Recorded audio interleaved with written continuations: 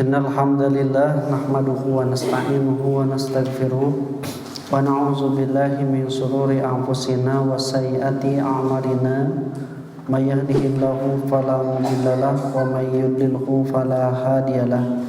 Asyhadu an la ilaha illallah wahdahu la syarikalah wa anna Muhammadan abduhu wa rasuluhu alladzi la nabiyya ba'dahu amma ba'd. Wa timan rahimakumullah, kajian tafsir ayat hukum yang akan kita bahas pada kesempatan kali ini adalah surah Al-Baqarah 221 tentang hukum menikahi perempuan musyrik. Dulu pernah dikaji tentang hukum menikahi perempuan musyrik berdasarkan kaidah-kaidah dan juga penafsiran tentang menikahi perempuan musyrik. Nah, sekarang ada ditinjau dari kemusyrikannya itu seperti apa dan perbedaan antara ahli kitab seperti apa, juga tingkatan kufu yang berbeda antara orang-orang musyrik dan orang-orang yang beriman. Demikian juga dengan ahli kitab. Ikhwatibar rahimakumullah,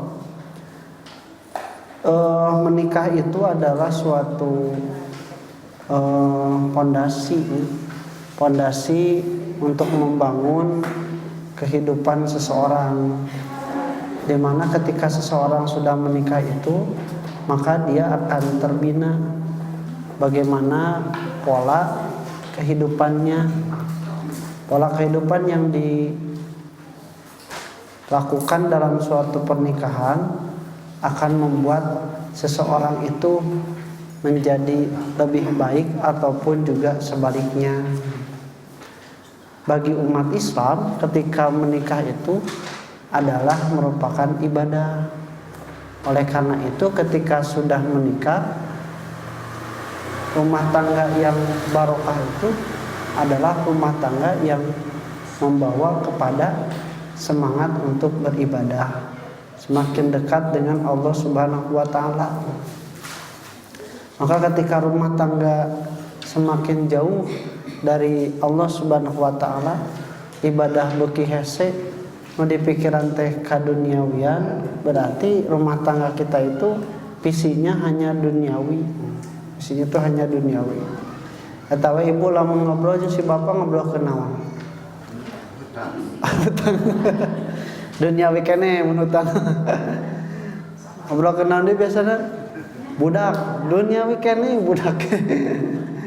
Jadi amalan itu ada beberapa macamnya. Ada yang memang itu murni untuk amalan akhirat karena diperintahkan oleh Allah Subhanahu wa taala.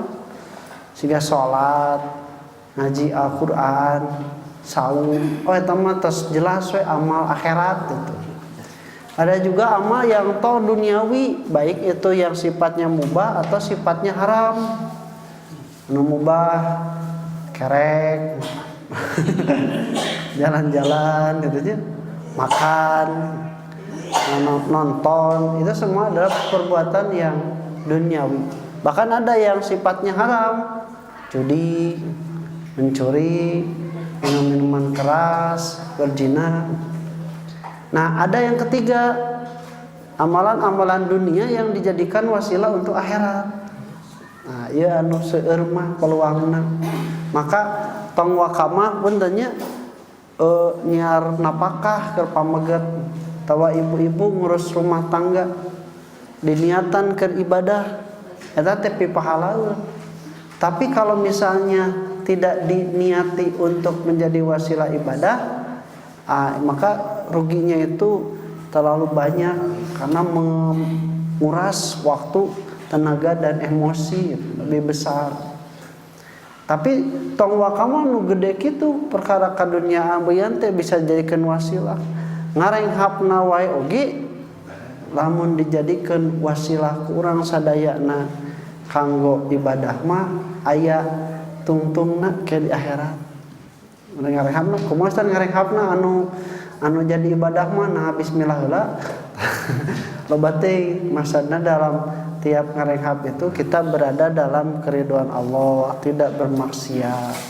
Kemudian berzikir pada Allah Subhanahu wa taala bari ngarekhab, maka ngarekhabna ge jadi pipahala. Nah, wa timar rahimakumullah kantos aya bilioner. Bilioner teh lebih kaya daripada milioner. Orang Dubai. Eta mah hotelna teh di mana? Di luar negeri, dunia teh araya. Ternyata suatu waktu dia itu sakit. Sakit itu apa? Teu bisa kahampangan jeung teu bisa berak, tiasa miceun. Biasa BAB. Setilu minggu bu kumaha bayangkeunnya semakin menghitam gitu, semakin keras. Maka saking sakitnya dibawa ke rumah sakit. Bawa ke rumah sakit dan ditangani. Ada memang rumah sakitnya oke untuk orang-orang berada, cepat penanganannya.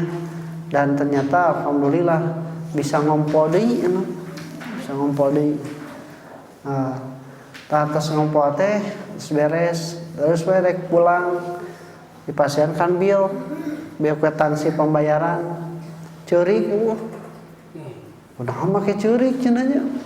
Ternyata kudu dibayar teh kalau dalam rupiah itu 300 juta. 300 juta.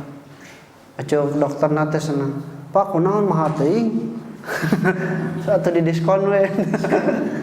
Ngan ngompolna meureunang lancar tek-tekan.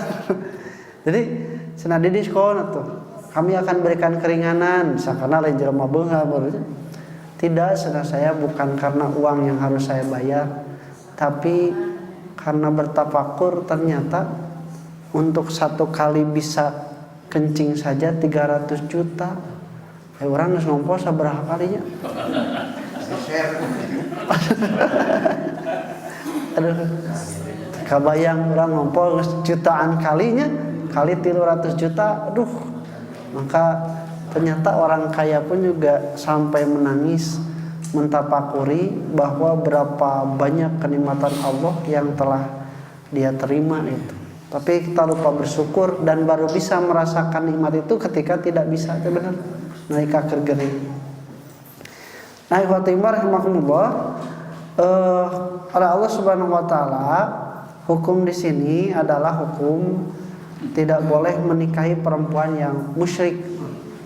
Cuman jadi pertanyaanana cenah, ahli kitab itu musyrik atau tidak? Nah, dulu pernah disebutnya bahwa ada tahsis, ada khususan di surah Al-Maidah ayat ke-5 bahwa orang-orang ahli kitab itu Yahudi dan Nasrani itu mendapatkan khususan untuk bisa dinikahi.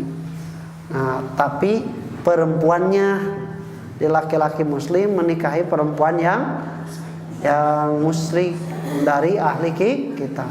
Nah, patarosanana teh ai ahli kitab itu musyrik tidak?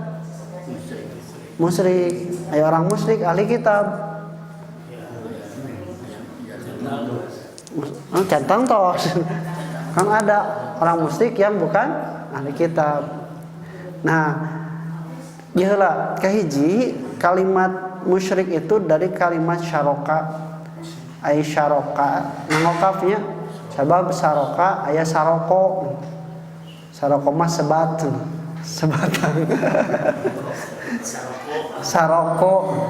Saroka mah musyrik menyekutukan, saroko mah lain sabatan. Saroko mah artinya mencuri. Itu dulu ketika di baiat kaum perempuan itu datang pada Rasulullah SAW untuk berbaiat dalam surah Al-Mumtahanahnya. Ya ayuhan nabiyyu idza ja'atkumul mu'minatu yubayyinaka ala alla yusyrikna billahi syai'an wala yasyrikna. Mereka berbaiat tidak akan musyrik kepada Allah Subhanahu wa taala dengan sesuatu dan siapapun, dan juga mereka tidak akan mencuri. Jadi dia menyekutukan Allah mencuri. Nah, saroka ini artinya adalah menyekutukan.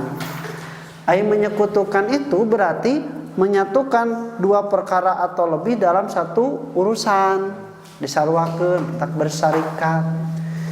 Bapak teh boga toko sorangan cenanya. Terus aja aya nu ngajak join ya bikin investasi tah ka dieu. Nah, maka toko itu sekarang menjadi milik bersama, berserikat. Nah, gitu. Musyrik naon? Nah, musyrik itu asal pokoknya menyekutukan Allah Subhanahu wa taala dengan yang selainnya, baik itu manusia, baik itu binatang, tumbuhan, atau bahkan sampai benda sekalipun, atau dari kalangan jin ataupun malaikat dimusyrikan. Nah, itu artinya musyrik, jadi menyekutukan Allah. Menyekutukan dari segi apa? Menyekutukan dari sifat ilahiyah, rububiyah, dan asma sifat Allah Subhanahu wa taala. Maka itu disebutkan sebagai musyrik. Cuman kata ayat 2, aya anu musyrikna itu oleh Allah Subhanahu wa taala disebutkan dia menyekutukan Allah tapi beriman ke Allah. Jadi imam menyekutukan Allah teh dalam pengertian umum bahwa dia menyamakan selain Allah untuk hal-hal hak Allah Subhanahu wa taala sebagai Tuhan, memelihara alam dan sebagainya. Nah, tapi dia tidak beriman pada Allah Subhanahu wa taala. Contoh maafnya kaum Konghucu, Hindu, Buddha di dalam konteks keimanan agama Islam. Mereka itu musyrik karena apa? Tapi kan mereka beriman ke Allah. Tuh. Berarti eta kafir teu? Kafir menolak. Ngan kafir nate oge musyrik karena menyekutukan Allah. Nah, menyekutukan Allah kan ieu mah teu iman. Teu iman. Kabeda jeung kieu jeung Nasrani atau Nabi Yahudi. Dia itu beriman kepada Allah Subhanahu wa taala, tetapi dia juga menyekutukan Allah dengan menganggap Nabi Isa, Yesus Kristus sebagai Tuhan, dan juga Ruhul Kudus. Atau juga Yahudi yang mengatakan bahwa Uzair juga anak Allah. Nah, beda tuh. Bedanya beda karena dia mah beriman juga pada Allah tapi juga menyekutukan Allah dengan yang lain. Anu ieu mah tidak beriman pada Allah, menyekutukan Allah. Nah, itu disebut musyrik. Itu disebut kafir weh hungkul karena menyekutukan itu dalam haknya. Da Allah mah teu diimanani oge tetap Tuhan. Ya. Tapi ketika hak Allah itu sebagai Tuhan diberikan kepada yang lain walau tidak beriman pada Allah, itu musyrik. Itu musyrik. Nah, maka ibatimah makmur eta nu kahiji. Musyrik itu adalah orang-orang yang menyekutukan Allah Subhanahu wa taala dalam hak Allah sebagai Tuhan, ilahiyah, rububiyah, atau asma wa sifat. Nah, kemudian kalau orang-orang ahli kitab, dia itu menyekutukan Allah itu dengan beriman pada Allah tapi juga mengimani ada yang lain selain Allah, atau musyrik. Nah, berarti musyrikna ieu dina kakafiran. Sangayung kunaon? Cek. Oh, angger. Sambil tesnya. Nah, yang kedua, ahli kitab itu jadi bunyi dia itu beriman kepada Allah tapi juga beriman pada yang lain, sama musyrik. Dia berimannya dalam kafir atau dalam iman?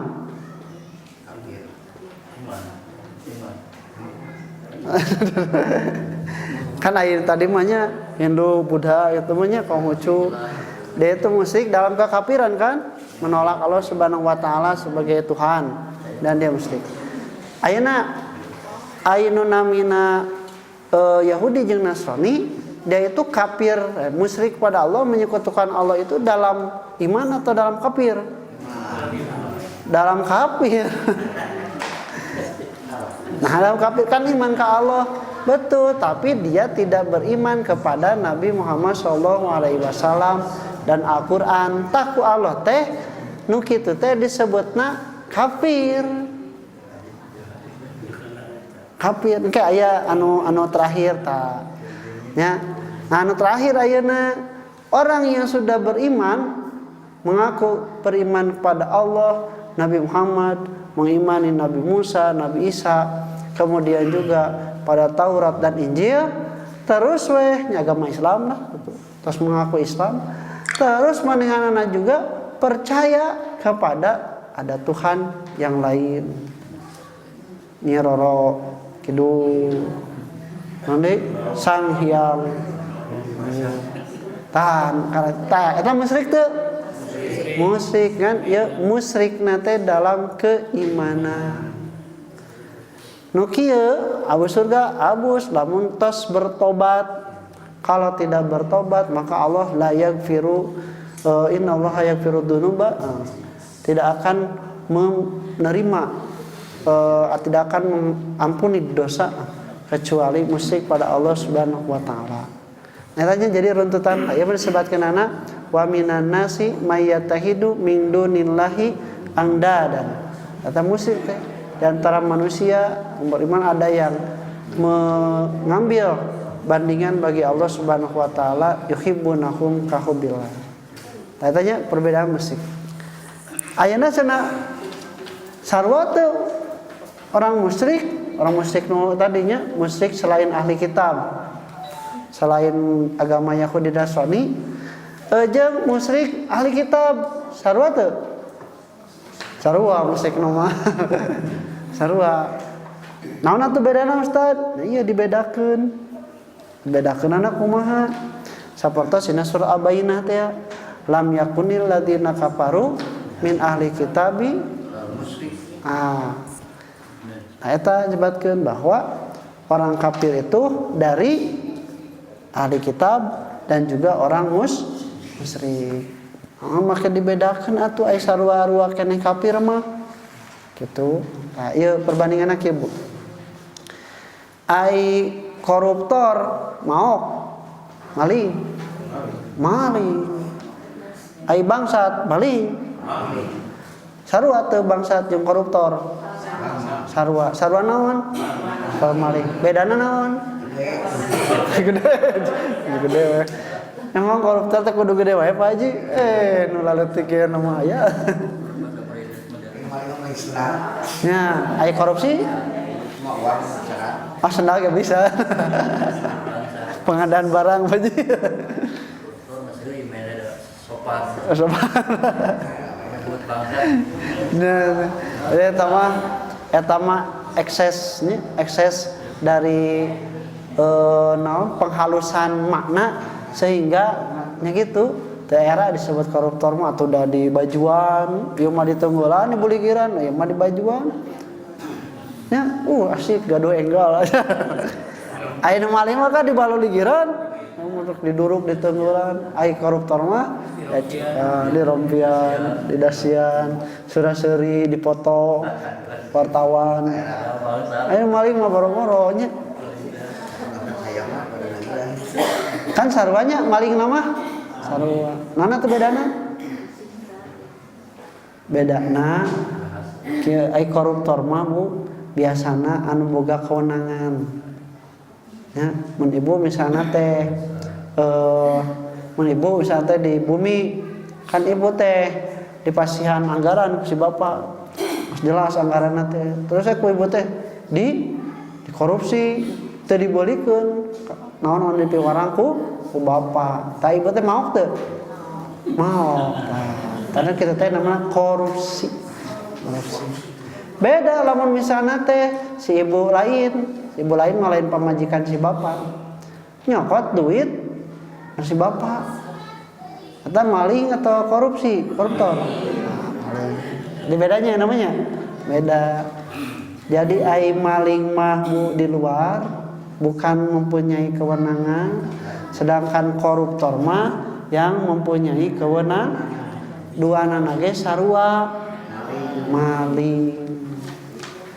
Tak orang ahli kitab itu walaupun dia itu juga menerima kitab, beriman pada Nabi Musa, beriman pada Nabi Isa, beriman kepada Injil, ya, tapi karena dia itu menyekutukan Allah Subhanahu wa taala, tidak beriman pada Nabi Muhammad dan tidak beriman kepada Al-Quran sebagai jalan yang benar untuk beriman lagi kepada Allah Subhanahu wa Ta'ala, karena ajaran Taurat dan Injil yang sudah banyak dirubah, maka oleh Allah itu disebutkan kafir.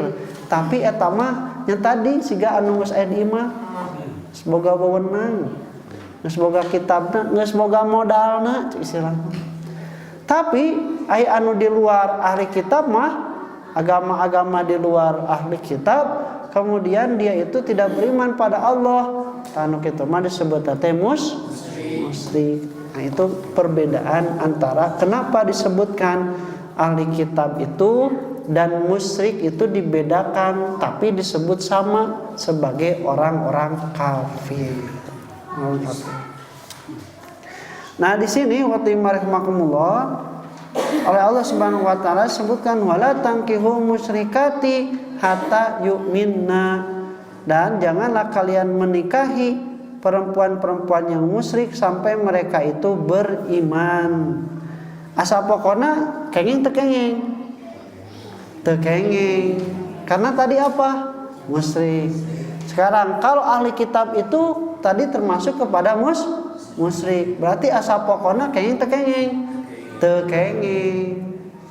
Tapi ketika di dalam surah Al-Maidah ayat keempat, Allah Subhanahu wa Ta'ala mengatakan wa muhsanatu minal ladzina utul kitaba min qablikum, dan juga diperbolehkan untuk kalian, dihalalkan untuk kalian perempuan-perempuan ahli kitab. Nah, ini adalah kekhususan. Jadi perempuan-perempuan musyrik dari ahli kitab itu boleh dinikahi oleh orang-orang laki-laki yang beriman, laki-laki yang muslim. Lamun naon mundaikeun. Nya ilmu mah hese mundaikeun atuh. Nya anu Islam oge da eta daekeun mah ngeureut teh. Jadi rahimahumullah secara hukum itu diperbolehkan untuk dinikahi. Walaupun demikian kata para ulama, ini walaupun diperbolehkan tapi derajatnya adalah makruh. Jadi makruh, tidak disukai jika orang yang beriman menikahi perempuan-perempuan ahli kitab. Kenapa tidak disukai?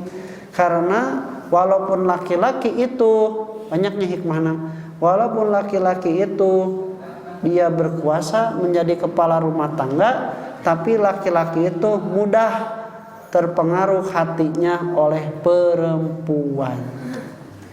Maka yang akan dibahayakan itu bukannya laki-laki yang membawa kepada Islam istrinya, tapi justru sebaliknya.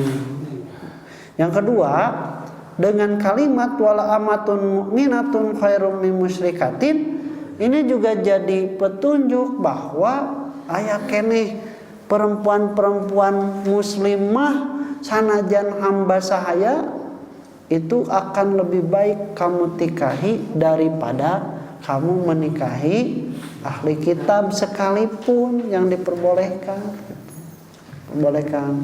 Maka kata para ulama itu dimakruhkan untuk dinikahi.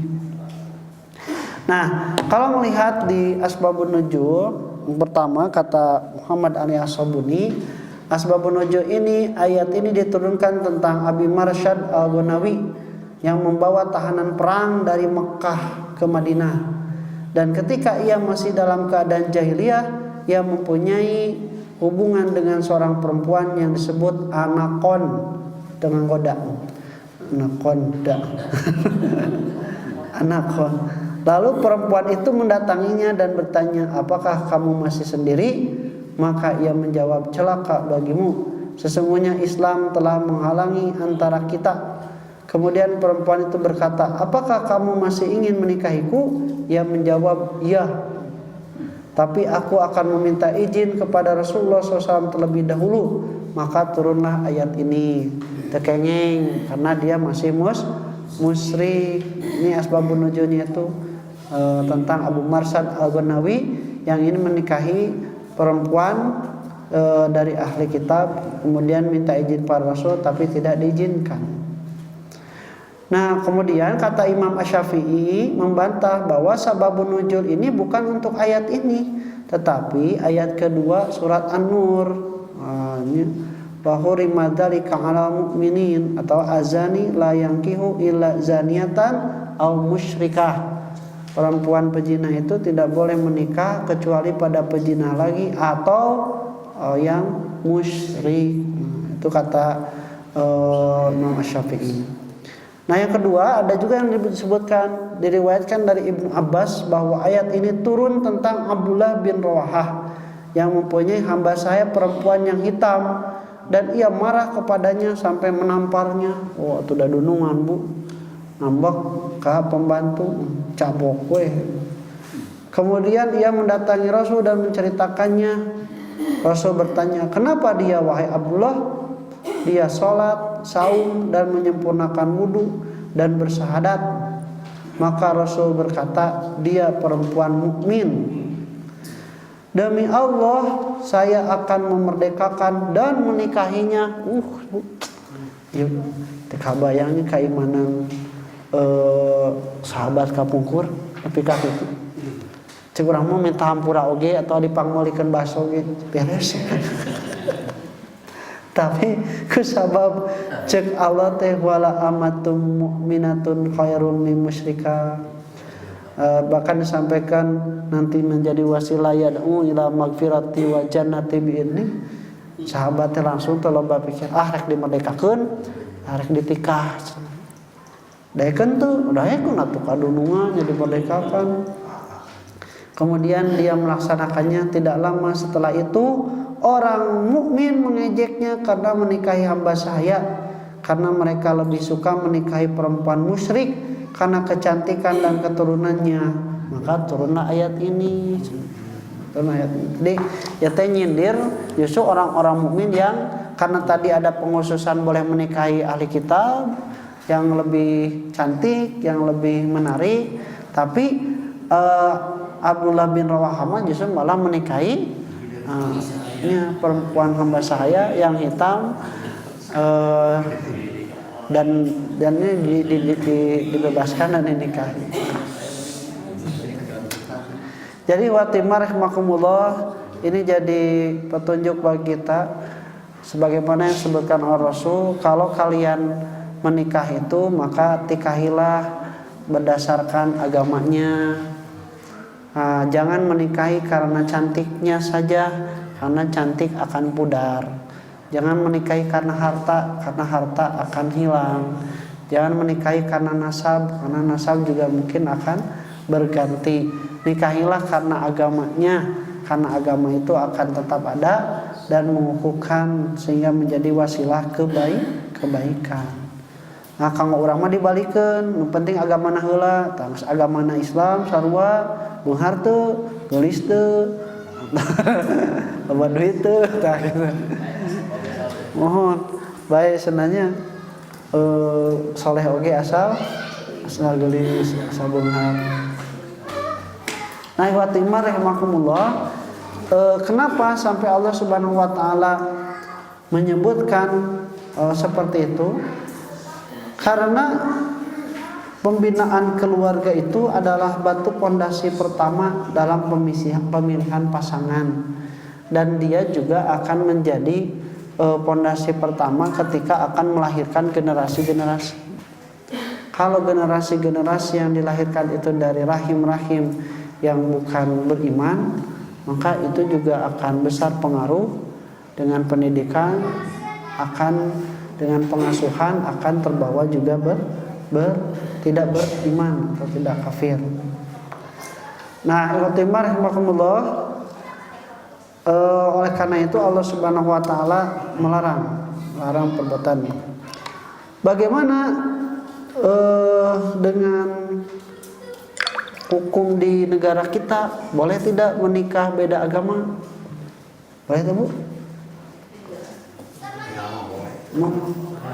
Anu boleh mah menikah beda kelamin. Mohon lamun sami kelamin teu meunang. Untung we teu meunang keneh nya. Mun menang aduh bilah medali mengundang azab Allah. Kan semuanya. Jadi yang boleh itu adalah menikah beda kelamin. Kalau beda agama boleh tidak? Aya tah geuning ti baheula aya. Nah, ternyata secara undang-undang itu di negara kita itu undang-undangnya lami 1970 bahwa diperbolehkan menikah itu adalah dengan kepercayaan dan hukum agama masing-masing kurang lebih. Berarti dalam hal itu tidak diperbolehkan seseorang menikah beda agama dan beda keyakinan. Jadi di Indonesia mah tidak diperbolehkan menikah beda agama. Walaupun tadi secara syariat orang mukmin akan menikahi perempuan musyrikah, di dalam undang-undang tidak diperbolehkan. Kumaha tuh carana geuningan aya eta. Nah, peluangnya itu adalah satu, diperbolehkan menikah di luar negeri. Sebab di luar negeri mah teu masalah beda agama oge. Ya, entak seseueurna kitu Bu, menikahna di luar negeri tong waka mah anu beda jenis kelamin. Nu sajenis oge di luar negeri mah aya nu meunang. Gitu dugikeun kasiga promosi mun teu kenging di dieu hayu orang ka dieu. Eta nu bilah nu daliknya. Nah, itu Bu, itu yang pertama. Jadi kaluar negeri, cenah biaya gede teuing ka luar negeri mah. Nah, boleh tidak? Masih diperbolehkan kalau ditikahkan dengan mengikuti agama dan kepercayaan pasangannya masing-masing. Jadi kita otomatis kawinnya 2 kali. Jadi kita agama Islam, agama Kristen, maka dia menikah dulu secara ajaran agama Islam. Dikun ka punten masih kanenya di syahadatan heula sholawat gitunya. Itu berarti sana dia itu menikah dengan yang berbeda agama tapi berdasarkan syariat Islam. Kemudian setelah selesai dia nikah lagi secara Kristen.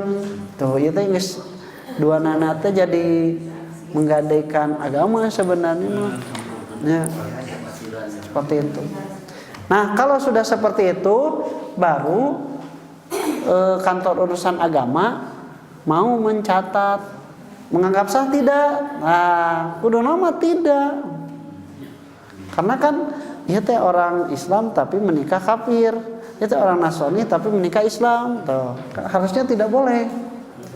Tapi kata mereka pengadilan agama itu hanya mencatat saja. Tidak berwenang memberikan sah atau tidaknya pernikahan tersebut. Tapi karena sudah ada dari pemuka agama yang bersangkutan, ada saksi juga yang menjadi saksi, maka kami mencatat karena sudah sesuai dengan prosedur. Kitu kami ninggal dina prak-prakan nana di Indonesia. Nah, ikhwatimar rahimakumullah, kalau secara syariat tadinya kalau secara syariat kemudian dia itu menikah dengan wanita non muslim itu diperbolehkan dan itu sah. Yang sebaliknya kalau perempuan yang beriman dinikahi oleh laki-laki yang non muslim yang kafir maka itu haram, tidak sah.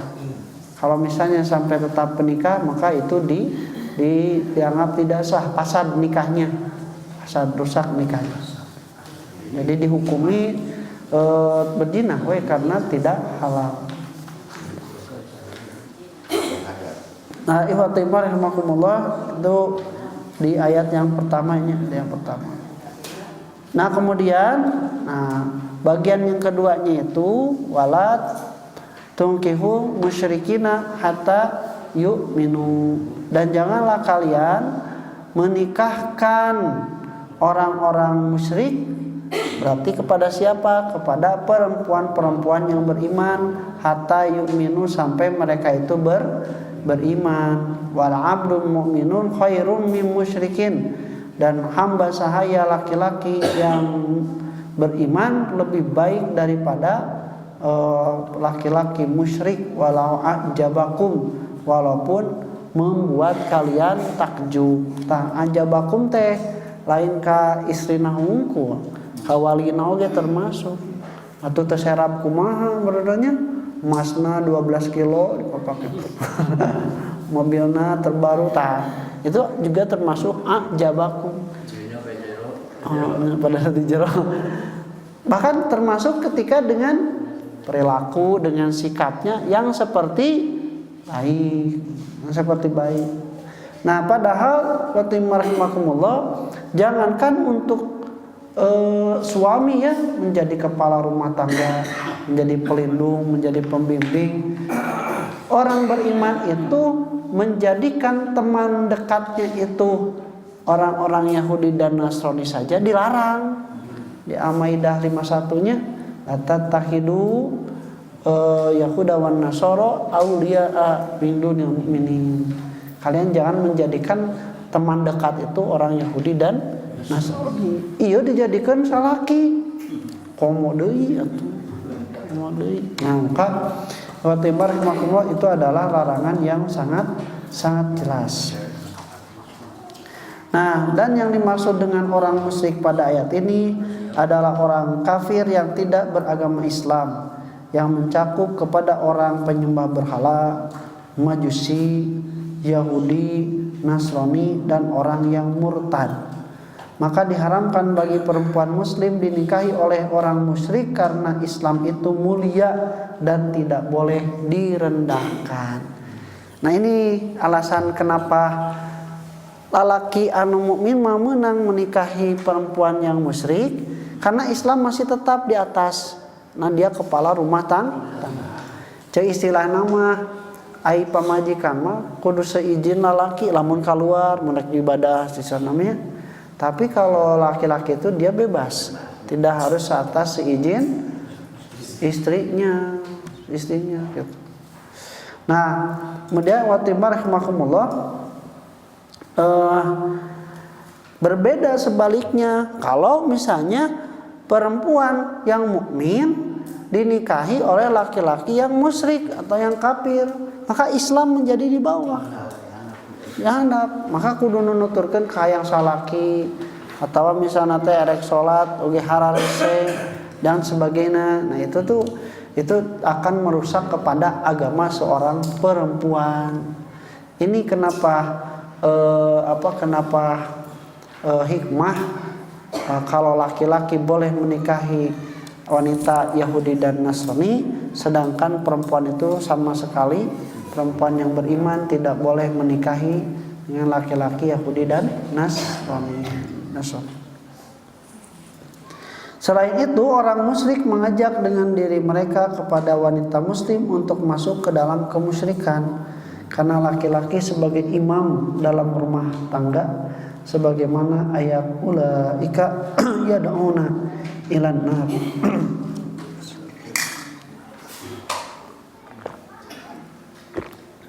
Mereka itulah orang-orang yang mengajak kepada api neraka.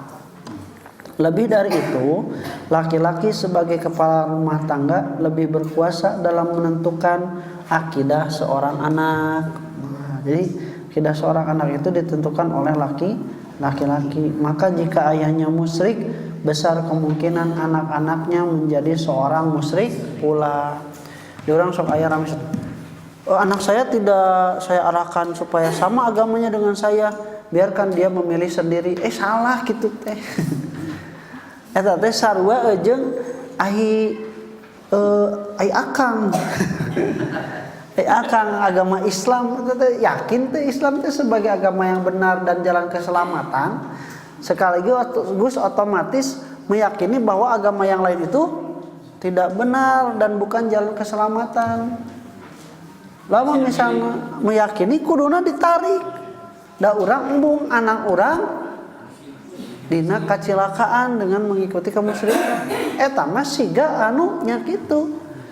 Dia dengan secara tidak sadar atau tidak langsung meyakini bahwa Islam itu minimal bukan satu-satunya agama yang benar, ada agama yang lain yang benar. Tak eta. Justru seharusnya laki-laki itu dia mempunyai kuasa penuh, apalagi terhadap agama anak-anaknya. Kan dina hadis sebatkeun kullu mauludin yuladu ala fitrati fa abawahu yuwahidanihi aw yunassiranihi aw yumajjisanihi. Bapaknya atau lingkungan atau apapun yang besar pengaruhnya yang menjadikan anak tersebut Yahudi, Nasrani ataupun Majusi. Itu tanggung jawab. Nah, ikhwatimah rahimakumullah. Oleh karena itu ini juga sebelum jauh panjang setelah pernikahan, maka wali itu mempunyai tanggung jawab yang besar. Jadi urang mah wali teh biasana ngan ukur keur nikahkeun ku komo nu lain bapakna mah. Mun lepas ti bapana eta tanggung jawabna biasana tidak sebesar bapaknya. Misalna ditikahkeun ku emangna, ku lanceukna atau ku adikna. Beda jeung nu jadi bapakna mah. Nah, wali itu mempunyai peranan besar dalam perkawinan putri atau wanita di bawah perwaliannya, adikna atau misalnya incu, itu juga termasuk indung. Indung juga ada dalam wali anak laki-lakinya, nasab laki-laki. Nah, ada larangan mengawinkan wanita muslimah dengan orang musyrik dikarenakan perbedaan iman. Bagaimana keharmonisan dicapai dengan perbedaan nilai-nilai yang dianut, sementara iman itu adalah pokok dari segala nilai-nilai yang dipegang dalam kehidupan. Orang kunaon make di jilbab? Karena beriman. Nilainya dipegang. Sok lamun misalnya orang yang kafir, orang non muslim kan tidak berjilbab, berarti nilai oge tos beda. Terus orang Islam haram minum minuman keras. Di agama yang lain boleh. Terus beda deui nilaina. Orang Islam diharamkan riba, diharamkan judi. Di agama yang lain itu kan nilainya sudah berbeda. Erek harmonis kumaha? Ibu oge sakali waktu mah beda ka hayang, ibu hayang ka Pangandaran, si bapak hayang ka Ciwidey. Rame eta teh nya kirang-kirang nama gitu.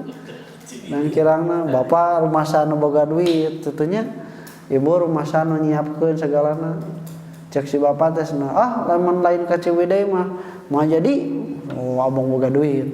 Cek ibu teh mah enggak bisa balik ka Pangandaran mah jeung we sorangan. Teu nyiapkeun sagalana sorangan. Tah bapak teh sirak ceudeuh. Kumaha atuh Pak? Nya geus we atunya kieu cek ibu teh nya supaya aman urang ka Pangandaran euihna ka Ciwidey.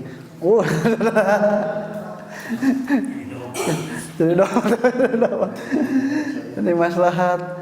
Nah, kalau nilai-nilai yang sederhana saja sudah berbeda itu menimbulkan konflik, apalagi nilai-nilai yang mendasar seperti keimanan.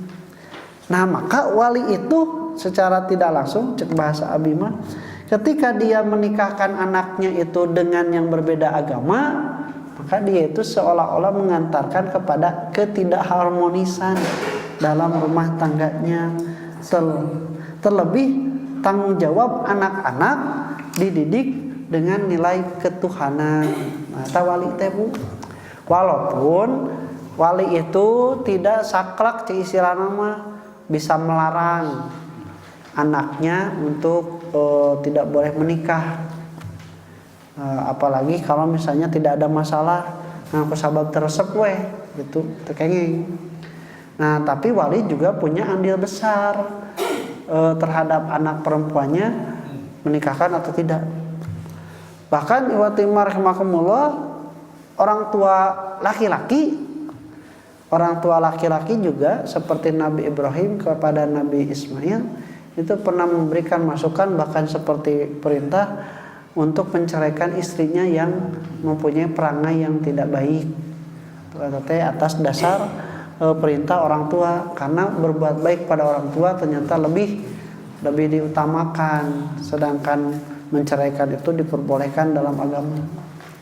Nah, perempuan juga sama, yang akan menikah itu betul dia punya hak untuk memilih. Aduhikeun kawala yungkahu bikru hatta tustamaro. Jangan menikahkan seorang perempuan itu sampai dia itu ditanya daek henteu. Nah, kalau sudah ditanya kemudian daek tah, berarti kan lamun nanya teh urang geus kudu geus doa cik sila mah. Nya, mun urang geus doa kakara ditanya.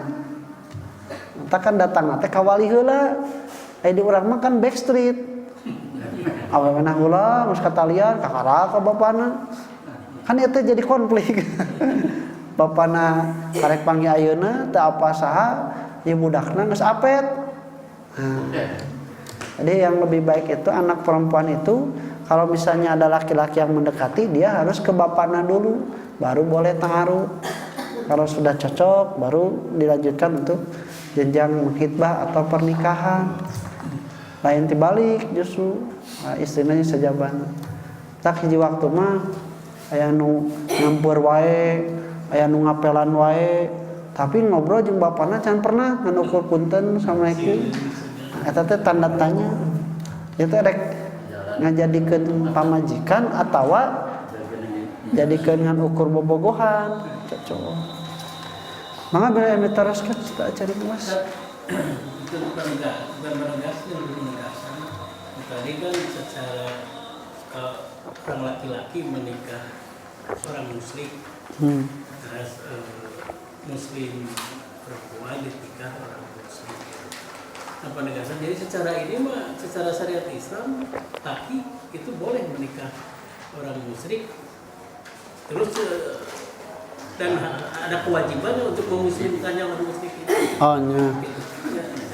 Jangan sampai hanya menurutnya anggapannya orang menikahi orang muslim tapi terus saya berlangsung memuslimkan anak kita. Harus. Jadi ada anggapan aib muslim gitu dan itu. Harus. Ya jadi di antara hikmahnya kenapa laki-laki muslim boleh menikahi Yahudi dan Nasrani, orang musyrik, karena bisa jadi laki-laki dengan kendali yang lebih itu mengajak kepada istrinya supaya masuk Islam. Nah, didiknya komo lalu gampang, bukan hanya sekedar asal halal menikahi saja gitu. Nah, justru pernikahan itu nyesik sila nama kieunya sederhana.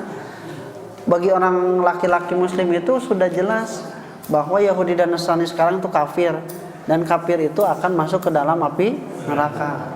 Ridho teh lamun dipikanya asa umur-umur itunya beda nasib ke neraka. Itu kudu jadi wasilah untuk mengajaknya masuk Islam. Tak anu baraner mah da memang seueur kacontohan Arabus Islam tong wakamat tos nikah can nikah oge ada Islam. Menjadi balik nu perempuan mah justru. Dan harus diwaspadai laki-laki musyrik yang pura-pura masuk Islam dulu gitu, supaya bisa menikahi istri. Bu, mohon tararasnya bu. Mantap, aingan ukur syahadat terus ganti KTP mah bu, eta mah sederhana. Cenah diajar heula Islam minimal saberapa bulan gitu. Cenah ngaji heula, cenah bisa maca Quran. Mudah-mudahan eta sanaos cantang tos hidayah Allah lebat, tapi dia sudah tersibgoh lah gitu. Tersibgoh geus apal tentang Islam itu seperti apa. Itu rupanya qul qouli hadza wa astaghfirullah li wa lakum. Assalamualaikum warahmatullahi wabarakatuh.